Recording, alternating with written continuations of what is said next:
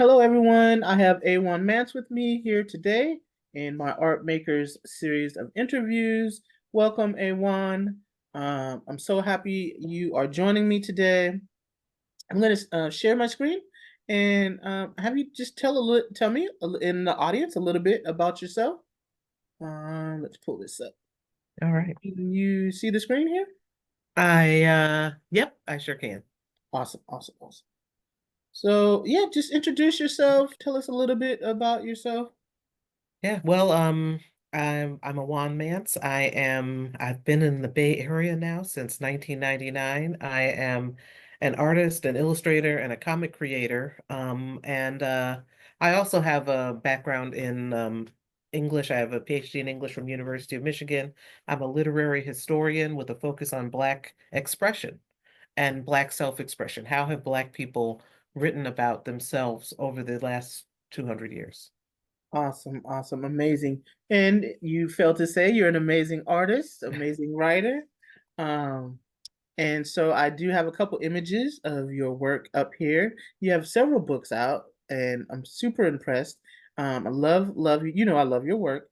And one of the titles is What Two Brothers Do All Day, as well as 1,001 Black Men, Portraits of Masculinity at the Intersections, and also some of the comics, gender studies, and another book, Living While Black. I'm going to share a couple images and just sort of, uh, you know, ask you a little bit about how your art making style progressed and just jump right into the interview questions. But like I said, first I'll ask some interview questions. I'm going to stop sharing so I can see your face. First question is, where did you grow up? Where were you born and where did you grow up? I was born in Daytona, Florida. My parents met at Bethune-Cookman College, and were college sweethearts, and then that's the first place they lived after they got married. And Nice. so I'm That's a born in Florida. HBC. That's a That's HBCU. right. Awesome. Yeah, founded by Mary McLeod Bethune, great educator, and my parents were part of the tail end of the Great Migration. They moved north to Long Island, New York, and that's where I spent the first. Gosh, we lived there until I was about almost in ninth grade. Wow. Wow.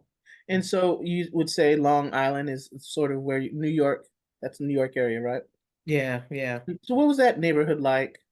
Um, when I lived there, and it's still in many ways like that. I lived on the South Shore of Long Island, more of a kind of middle class, working class community, really diverse.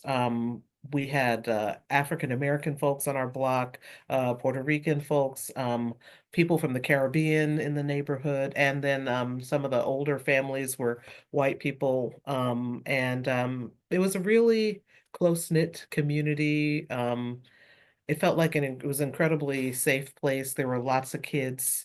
So we had a really a kind of a critical mass of kind of a kid group that we grew up with. And yeah, but it was also one of those places, because it was so close to Manhattan, all of our field trips were to New York.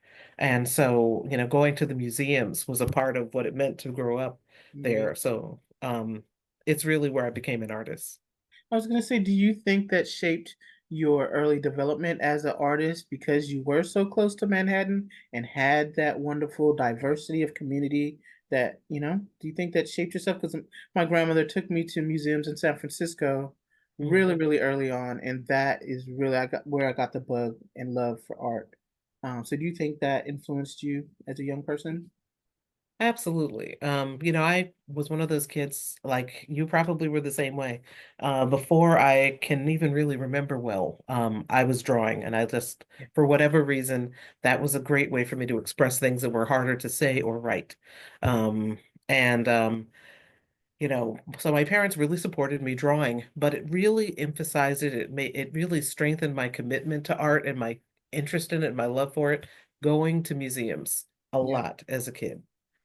Even things like the American Museum of Natural History. It's not an art museum, but it's just so much, it just opened the world up so much for me.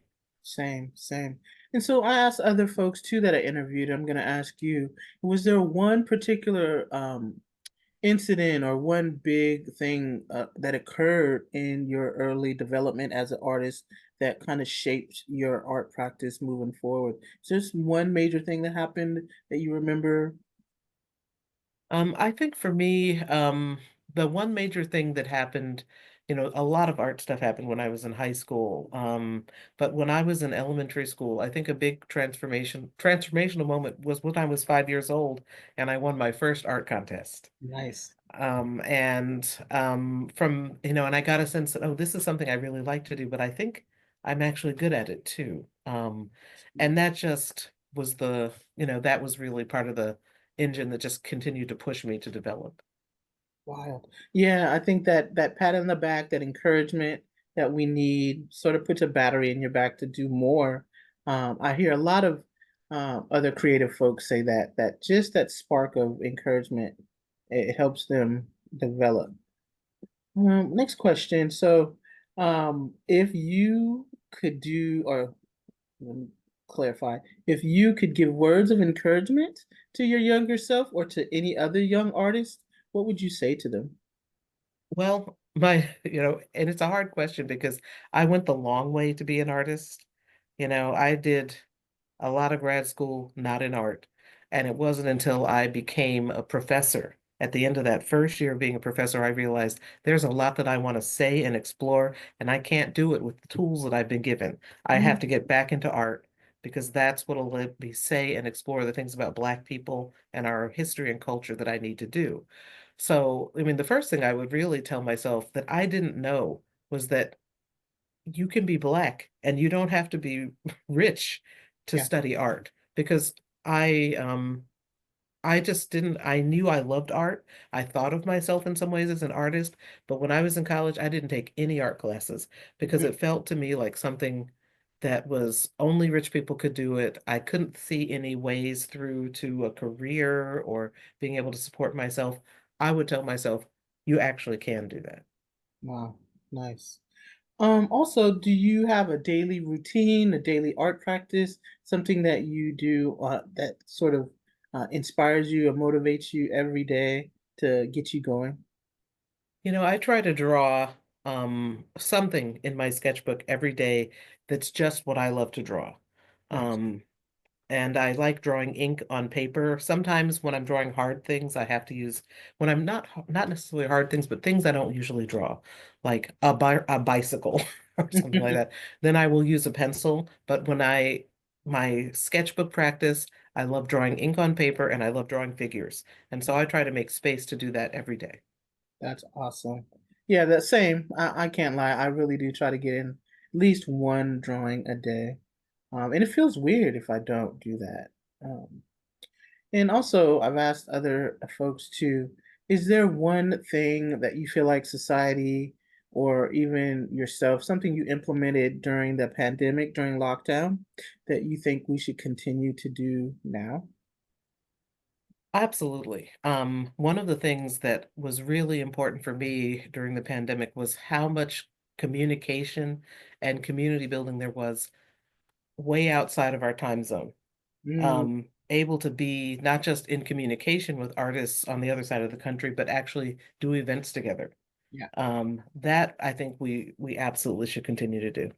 Nice. So like online Right. galleries or online exhibits, that kind of thing. Yeah, online exhibits and particularly panel discussions. And some of these events are incredibly well attended, Oh yeah. even on Zoom. And then show up in New York and artists there because you've started building that bigger community. I hope that doesn't go away. No, I think it just kind of shifted or transitioned into maybe just more organized. I feel like it's still happening.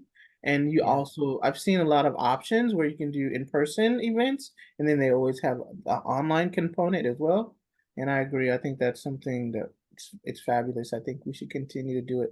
There's not a better feeling than, yeah, like you said, going to another city, you've already feel like you've built a rapport with somebody because you've been in space with them online. Oh yeah, yeah.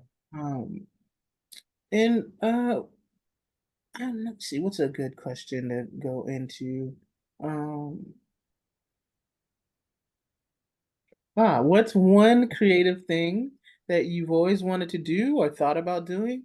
Either dance, photography, something sort of outside of your realm. What's one creative thing that you typically wouldn't do that you would love to try to do? You know, I would love to try um incorporating, and this may be a cop out, I don't know. But it's still in the realm of visual art, but I'd like to start making art that moves. Um, Animation. and well, animation, great, but I'm the actually machines. Oh, Um, something I can maybe wind up and then it kind of move parts of the actual art piece move. I'm interested in exploring that. that would be so cool. I could totally see your figures doing, yeah, doing pre-prescribed movements or even have a narrative with it, a story along with it, because I really like the animations of the women in the window. Oh, thanks. See those coming to life too in like a 3D form. Huh. Yeah. Wow. Yeah, I That, love that that. I think you should thumbs up that. I think you should pursue that for sure. For sure. Um, do you have like some new tool, art supply, something that you've just discovered, maybe a software that you think people should Mm. know about? Well, I'm interested. I've explored it a little bit, but I haven't done it much. The endless canvas kind of art that I've seen a little bit online, you've got I don't know if you've seen this, but Hmm. the people who are good at it, there are some tricks to getting the resolution right, but you start out with a regular drawing, say one of the, say the cover of What Do Brothers Do All Day, Hmm. and you just zoom in and as you zoom in, you realize, oh, this eye is actually um, a city skyline at night. And then you zoom in more and you just keep zooming in. And it looks like what looks just like a tiny part of your drawing then expands to something, to a whole different drawing. And you just continue to drill down and down and down. And I made one of photos from my art residency in Key West that was this same time last year, and I made one when I got back. And so I understand the technology, but there's still some tricks I need to learn in terms of getting the right resolution. But people who can really do it well, it's fascinating. And I want to do it not analog. This is all digital, but I don't want to use AI to do it because Right. the effect looks different. I like better the kind of hand done. I'll send you one, but it is Yeah. And what's it called again? um, well, the endless canvas will take you to some great examples of Okay. people who draw, illustrators who use it. There are some other tools that do it too. It's really fun and it's really well calibrated towards creating content for something like YouTube or um Instagram because it lives in the it lives in the digital world. Yeah. Wow. Huh.